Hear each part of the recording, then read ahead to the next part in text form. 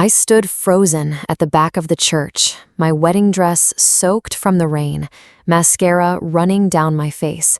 The clock on the wall showed 4:45 p.m. I was almost 2 hours late to my own wedding. Through the crack in the door, I could see that most of the pews were empty. Almost everyone had left, including Jake, the man I was supposed to marry. The church that had been decorated with lilies and roses now looked abandoned and sad. But there, on the altar, sat a small wooden box I'd never seen before. As I walked down the aisle alone, my heels echoing against the marble floor, I had no idea that box would change everything I thought I knew about love, about my family, and about why I'd spent my whole life feeling like I never quite belonged in a town where everyone knew your business before you did. The message inside wasn't just going to explain why my groom had left, it would reveal a truth my mother had kept hidden from me for 32 years. Growing up in Cedar Springs, Michigan, wasn't easy when your mother was Diane Calloway, the town's most respected elementary school principal and church board member. Mom ran our household with the same precision and high expectations she brought to her school. My father had left when I was 3, and according to Mom, he'd been weak-willed and irresponsible. She never kept his photos around, and questions about him were met with tight-lipped disapproval. "Your father couldn't handle commitment, Olivia," she'd say. "That's why I've worked so hard to make sure you understand the importance of responsibility and following through." My older brother Eric had escaped to Chicago after college, visiting only at Christmas and calling once a month. I'd stayed, working as an event planner at the Cedar Springs Resort, the town's pride and largest employer. Mom never missed a chance to remind me how she'd sacrificed everything for us, working 2 jobs when we were little, never dating again, dedicating her life to being both parents. I still remember my 8th grade graduation when Mom insisted I wear the navy blue dress she'd chosen instead of the pink one all my friends had. When I tried sneaking out in the pink dress anyway, she caught me at the door and made me change in front of everyone at the ceremony. "Olivia thinks she knows better than her mother," she'd announced to Mrs. Peterson, my homeroom teacher, loudly enough for my friends to hear. "But someone has to teach her about appropriate choices." Then there was my senior prom. I'd been dating Brandon Miller for 6 months when Mom discovered his father had once been arrested for drunk driving. "No daughter of mine associates with that family," she declared, and called Brandon's mother to cancel our prom plans. I found out in the school hallway when Brandon wouldn't even look at me. That night, while my friends danced at the Lakeside Country Club, I sat on our porch swing, still in my unworn prom dress, crying until my eyes swelled shut. Yet, despite everything, I desperately wanted her approval. When I started dating Jake Thompson, the son of Dad's old business partner, Mom actually seemed pleased. Jake was steady, reliable, and ambitious, everything she valued. He was also familiar with the town's expectations and willing to meet them. "He'll make a good husband," Mom had said after our 3rd date. It wasn't exactly a romantic endorsement, but it was the closest thing to approval I'd ever received. When Jake proposed after 18 months of dating, Mom took control of the wedding planning immediately. The guest list grew to include every church member and school board official.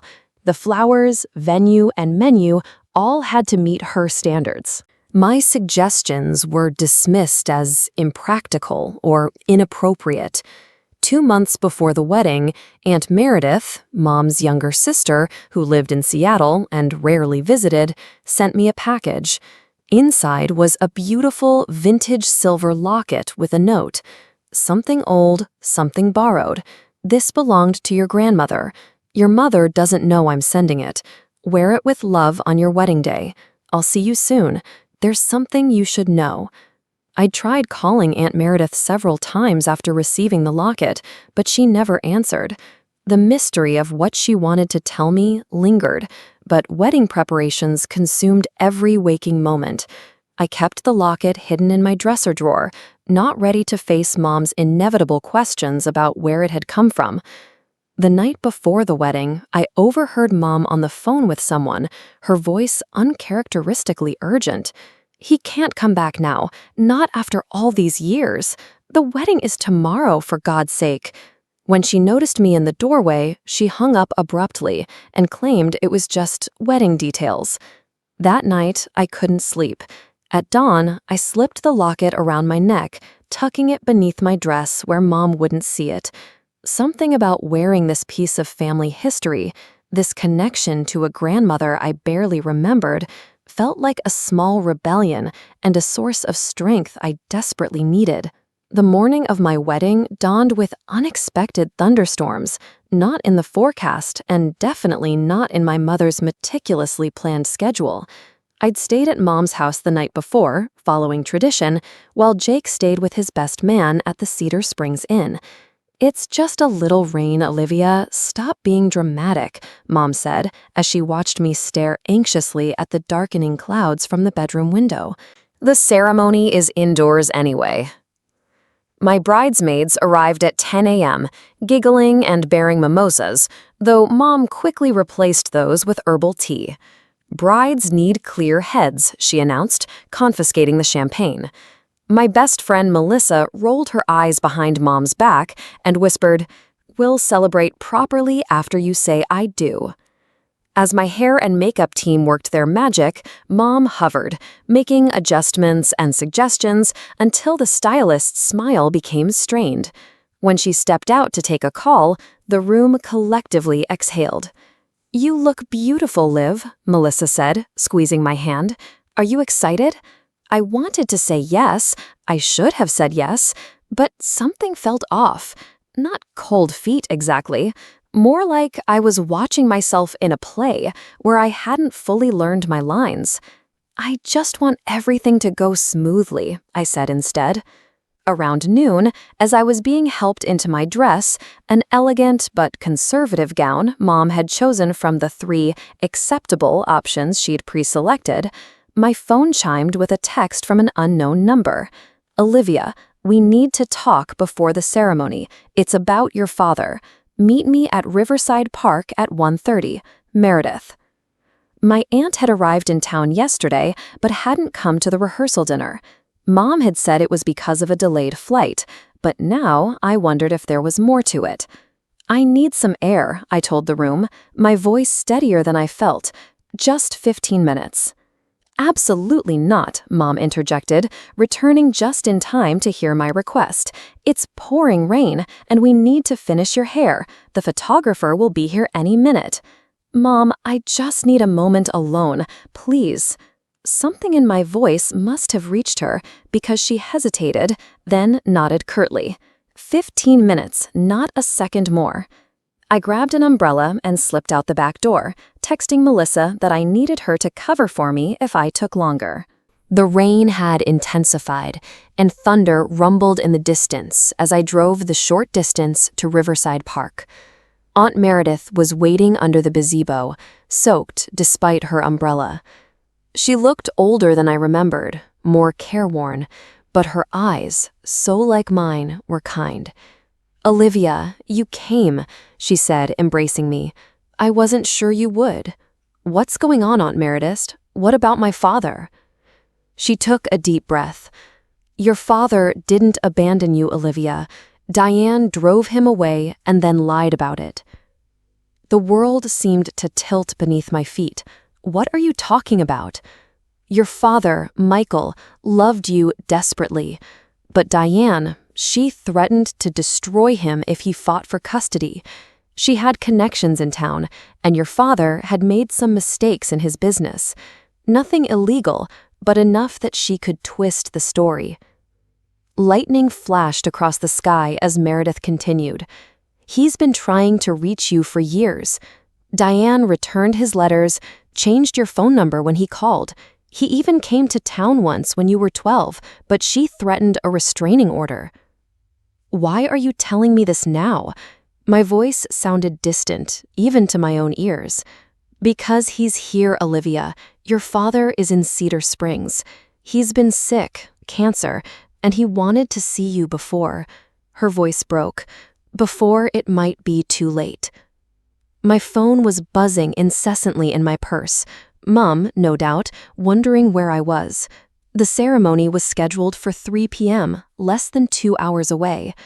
Where is he? I asked, my heart pounding. Room 114 at the Cedar Springs Inn, the same hotel where Jake was getting ready with his groomsmen. My hands shook as I got back into my car. The rational part of me knew I should go back to the house, continue with the wedding preparations, and deal with this bombshell later. But 29 years of questions pushed me forward. At the hotel, I kept my head down, hoping no one would recognize the bride in a rain jacket sneaking through the lobby on her wedding day. Outside room 114, I hesitated, then knocked. The man who opened the door had my eyes, my chin, my hands. Older, grayer, thinner than the faded mental image I'd preserved, but unmistakably my father. "Olivia?" he whispered, his eyes filling with tears. Time stopped as we stared at each other. Then my phone rang again, Jake this time, and reality crashed back. "I have to go," I stammered. "I'm getting married today. I'm late already." "I know," he said softly. "I just wanted to see you, to tell you I never stopped trying to reach you." He pressed something into my hand, a small wooden box. "Open this after the ceremony. It's everything I wanted to tell you over the years." I fled, racing back to my car through the now torrential rain. The clock on the dashboard read 2:40 p.m. 20 minutes to get back, finish dressing, and get to the church. But as I turned the key in the ignition, nothing happened. The car was dead. After 15 frantic minutes trying to restart it and failing to get a signal on my phone in the storm, I finally managed to flag down a passing truck. The elderly driver, recognizing me despite my bedraggled appearance, small towns have their disadvantages, offered to drive me straight to the church. "Don't worry, honey," he said as we pulled up to the church at 3:50 p.m., almost an hour late. No wedding ever starts exactly on time anyway. If only he'd been right. I pushed open the heavy church doors, dripping and disheveled. The first person I saw was Melissa, pacing the vestibule with her phone clutched to her ear. "Oh my God, Liv," she gasped, hanging up mid-conversation. "Where have you been? Everyone's been losing their minds." "Is Jake?" "He left 20 minutes ago." Her expression was pained. "He waited as long as he could, but when we couldn't reach you, his parents were furious. They convinced him you changed your mind." The sanctuary doors opened, and my mother emerged, her face a mask of cold fury I'd seen many times before. "Olivia Catherine Calloway," she hissed, grabbing my arm and pulling me into an alcove away from the few remaining guests. "How could you do this? Do you have any idea of the humiliation you've caused, the embarrassment to this family? Mom, I can explain. Explain! Explain!" Her voice rose dangerously. "I've spent my entire life making sure you had every advantage, teaching you responsibility, and this is how you repay me? By disappearing on your wedding day?" Something inside me, something that had been bending for 32 years, finally broke. "Like the way Dad disappeared?" I asked quietly. Her face went perfectly still. "What did you say?" "I met Aunt Meredith today, and I met Dad." The color drained from her face. "You what? He didn't abandon us, did he, Mom? You drove him away. You lied to me my entire life. You don't understand." "Then help me understand," my voice echoed in the small space. "Help me understand why you would keep a father from his daughter, why you would make me believe I wasn't worth staying for." "I was protecting you," she snapped. "Your father was weak. He would have disappointed you eventually. I made sure that disappointment came early, before you were old enough to be truly damaged by it. I stared at her. This woman I'd spent my life trying to please. That wasn't your decision to make. Of course it was. I'm your mother. And he's my father. We faced each other, the truth finally between us, when the sanctuary doors opened again. Jake stood there, his expression unreadable. Liv, what happened? His voice was tight, controlled. I turned toward him, suddenly aware of my ruined makeup, my half-done hair. Jake, I'm so sorry. My car broke down and my phone. Where were you before that? He asked quietly. Your mother called me at noon, saying you disappeared. I hesitated, glancing at Mom, whose eyes warned me to choose my next words carefully. I was with my father, I said, watching shock register on Jake's face. Your father? But he never abandoned us, I said, loud enough for the remaining guests who had gathered in the vestibule to hear. My mother lied about that. He's been trying to contact me for years, and she's been preventing it. Olivia, Mom hissed. That's enough. But it wasn't enough. Not anymore. I pulled the wooden box from my purse. He gave me this. He's staying at the Cedar Springs Inn, where you were getting ready, Jake. He's sick, cancer, and he came here to see me before it might be too late. I opened the box with trembling fingers. Inside lay dozens of miniature folded papers, each dated. I unfolded the first one. September 15th, 2000. Dear Olivia, today you would be 7. I wonder if you've lost your first tooth yet. My voice broke as I picked another. June 4, 2009. Dear Olivia, I tried to attend your middle school graduation today, but your mother saw me and threatened to call the police. Letter after letter, birthday after birthday, milestone after milestone, a record of a father's love and a life of separation. I looked up at the small crowd. He wrote to me every month for 29 years, every single month since he left. Jake stepped forward, his face softening. Liv, don't, Mom interrupted, her voice cold. She made her choice today, and it wasn't you, Jake. It wasn't this wedding, or this family, or any of the sacrifices I've made to give her a proper life. I watched something shift in Jake's eyes, not anger at me, but recognition as he looked between me and my mother. Mrs. Calloway, he said carefully, I think Olivia deserves to hear what her father has to say. My mother's face hardened. After everything I've done for you, for this family? This isn't a family, I said quietly. It's a prison. I turned to Jake. I'm so sorry about today. You deserved better than this. He nodded, his expression sad but understanding. Go talk to your dad, Liv. With one last look at my mother's stricken face, I walked out of the church, the wooden box clutched to my chest, leaving behind the wedding that would never be. The next 24 hours passed in a blur. I checked into a room at the Cedar Springs Inn, just down the hall from my father. Melissa brought me a change of clothes and stayed until midnight, helping me read through years of letters, birthdays, Christmases, graduations, all the moments my father had tried to be present for, even from a distance. I can't believe she kept this from you, Melissa whispered, wiping away tears as I read a letter from my 16th birthday aloud. I can, I said, surprising myself with how true it felt. Mom always thought she knew what was best for everyone. In the morning, I knocked on my father's door. Michael Calloway, still strange to think of him by his first name, greeted me with coffee and cautious hope in his eyes. I wasn't sure you'd come back, he said. I have 29 years of questions, I replied. We talked for hours. He told me how he'd met my mother in college, their whirlwind romance and early marriage, how he'd struggled after graduation, taking risks with a business that ultimately failed. How Mom, raised by a strict military father, couldn't tolerate what she saw as weakness. "She gave me an ultimatum," he explained.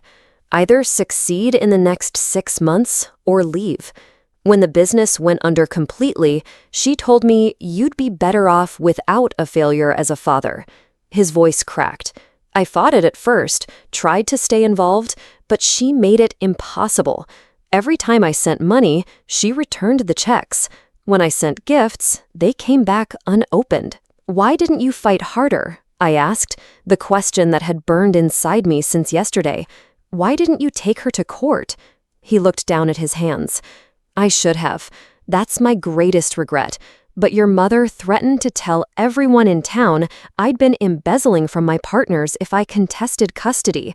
It wasn't true, but I'd made some desperate moves trying to save the business. It would have looked bad, and Cedar Springs—" "Take sides quickly," I finished for him. "I thought maybe when you were older, you'd reach out if you wanted to. I didn't know she'd told you I abandoned you voluntarily." Around noon, my phone rang. Jake. I hesitated, then answered. "Are you okay?" he asked immediately. "I don't know," I admitted. "Everything I thought I knew about my family was a lie." "I went to see your mother this morning," he said, surprisingly. "She's not well, Liv." "What do you mean?" "She's devastated. Not just about the wedding, but I think she's realizing what she's done."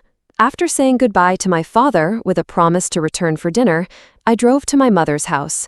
She opened the door, looking older than I'd ever seen her, small and defeated in a way that didn't align with the towering figure of my childhood. "I didn't think you'd come," she said, echoing my father's words. The living room was still filled with wedding gifts and decorations that should have been at the reception. We sat across from each other, the coffee table between us like neutral territory. "Why?" I asked simply. She was quiet for so long I thought she might not answer. "I was raised believing that strength was everything," she finally said. "My father drummed it into me. Weakness was failure, and failure was unforgivable. When your father's business collapsed, I saw it as weakness. I thought I was protecting you from disappointment." "That wasn't your choice to make," I repeated my words from the church. "I know that now," she said softly. "I was wrong, Olivia. So terribly wrong." Coming from a woman who had never admitted fault in her life, the words left me speechless. "Jake told me about your father's illness," she continued. I called the hospital this morning, spoke to his doctor."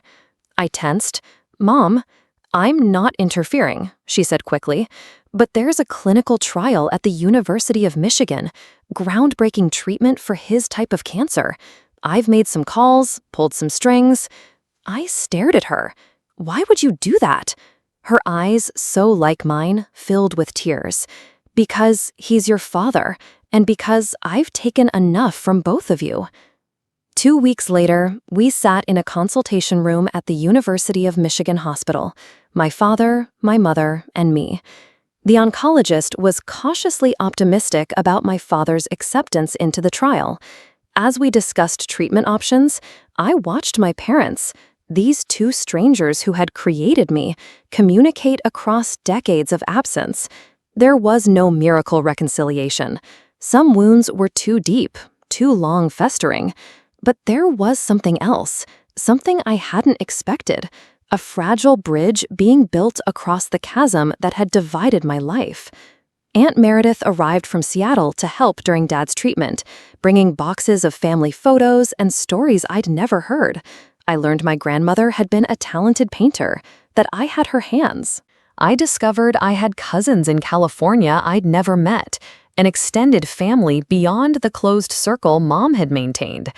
As for Jake, we met for coffee a month after our non-wedding. The awkwardness I'd expected wasn't there. Instead, a gentle understanding had taken its place.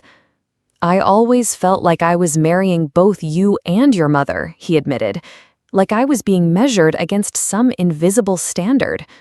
"You were," I said. "We both were." We agreed to return the wedding gifts, splitting the cost of postage. When we got to his grandmother's silver serving set, he insisted I keep it. She would want you to have it, he said, wedding or no wedding. Dad's treatment began showing promising results by summer. While he would likely never be completely cancer-free, his prognosis improved from months to potentially years. He rented an apartment in Cedar Springs, close enough for treatment but also close to me. One evening, as we sat on his small balcony watching the sunset, he handed me another box, smaller than the first, wrapped in silver paper. "I was saving this for your wedding day," he explained, "but I think today is better." Inside was a delicate silver bracelet with a single charm, a tiny wooden box, just like the one that had held his letters. "To remind you that even when the truth stays hidden, it doesn't cease to exist," he said. I fastened it around my wrist, thinking about the locket from Aunt Meredith that had started everything, the two pieces of jewelry like bookends to a story I was just beginning to understand. Mom was changing too, in small ways that probably no one but me would notice. She started seeing a therapist. "At my age," she'd said with a self-deprecating laugh that I'd never heard from her before. She'd even begun tentatively joining Dad and me for dinner occasionally, these strange family meals where we all pretended not to notice how extraordinary they were. Mom was changing too, in small ways that probably no one but me would notice. She started seeing a therapist. "At my age," she'd said with a self-deprecating laugh that I'd never heard from her before. She'd even begun tentatively joining Dad and me for dinner occasionally, these strange family meals where we all pretended not to notice how extraordinary they were. 6 months after the wedding that wasn't, I received a job offer from an event planning company in Grand Rapids, still in Michigan, but far enough from Cedar Springs to breathe. As I packed my apartment, I found the wedding dress, still in its garment bag. I donated it to a charity that provided wedding attire to military families. The woman who eventually wore it sent me a photo. She looked radiant, in love, and completely unlike me on what should have been my wedding day. I realized then that I hadn't just escaped a marriage I wasn't ready for. I'd escaped becoming my mother, perpetuating the cycles of control and secret-keeping that had defined our family for generations. It's been 2 years since I stood alone in that church, soaking wet and facing the ruins of what I thought my life should be. Dad's cancer is in remission, though we know it could return. He and Mom will never fully reconcile, but they found a careful peace. As for me, I'm dating again. Someone I met in Grand Rapids who knows my story and understands why trust comes slowly for me. The wooden box sits on my mantle now, a reminder that sometimes what looks like disaster is actually deliverance. I still wear the bracelet Dad gave me and Aunt Meredith's locket, symbols of the family history I almost never knew. I've learned that the truth, however painful, is always better than the most comfortable lie. And I've learned that family isn't just who raises you or whose blood you share. It's also who stays when the storms come, who helps you gather the pieces when everything falls apart. If you're watching this and your life hasn't gone according to plan, if you're standing in the wreckage of what you thought your future would be, know that sometimes the greatest gifts come disguised as our greatest disappointments. The box that waits for you on your own altar might contain exactly what you need, even if it's not what you expected. Thanks for listening to my story. If it resonated with you, please like this video and subscribe to hear more stories of unexpected journeys. Sometimes, the wedding we miss leads us to the life we were meant to find.